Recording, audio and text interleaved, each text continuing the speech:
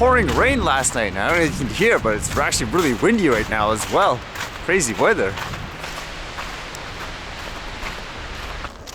And what did I read today? I guess it was kind of the opposite, where yesterday there was a story of someone using a drone in a good way to save a life. This one here, I guess it was more about stories how people could use them for actually, quote, spying, I guess you could say. This one here says, release allowed. A Hezbollah drone that was recently shot down contains secret photos that appear to be the party's special forces during a drone exercise. It also recorded an increase in the number of Hezbollah marches that were shot down by IDF forces in recent months. So there were actually pictures and stuff they attached, which was kind of interesting. You can see in one photo, they show you which drone it was, and it looked like it still had the stickers and stuff with the batteries. It was just freshly bought or something. Was it a fly more combo?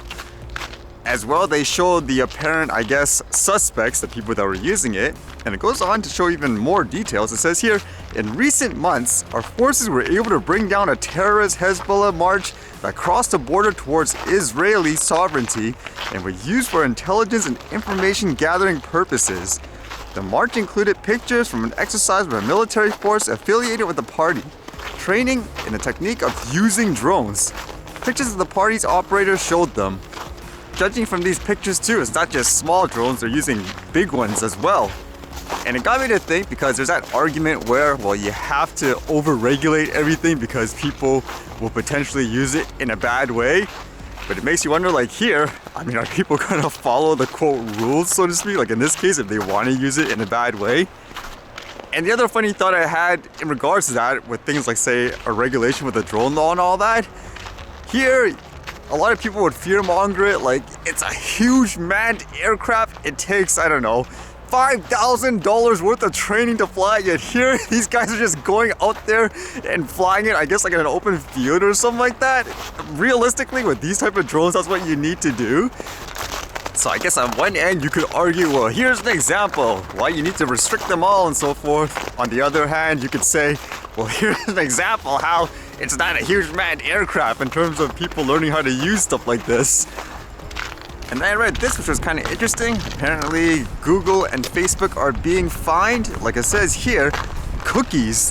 The CNIL fines Google a total of 150 million euros and Facebook 60 million euros for non-compliance with French legislation.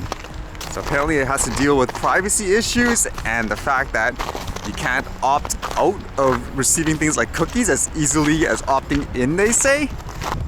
It says, following investigations, the CNIL noted that the websites facebook.com, google.fr, and youtube.com do not make refreshing cookies as easy as to accept them. It thus fines Facebook 60 million euros and Google 150 million euros and orders them to comply within 3 months. So maybe, like they say here, they'll need a button that enables them to opt out as easily, because they say here, like the breaches, a button allows immediate acceptance of cookies, but there is no equivalent solution to refuse them equally easily. I know a lot of times when it comes to terms of services for sites, people just say, okay, whatever, they're not gonna read it, just scroll down, accept, correct? But just, I guess, more stories of various countries going after big tech companies, I guess, for privacy issues.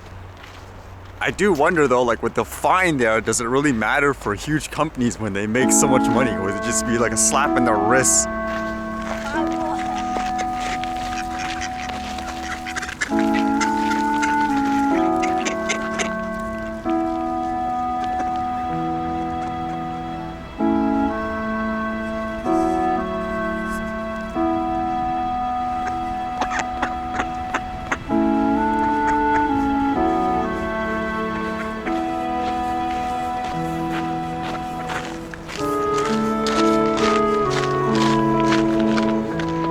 Everybody's amazed apparently.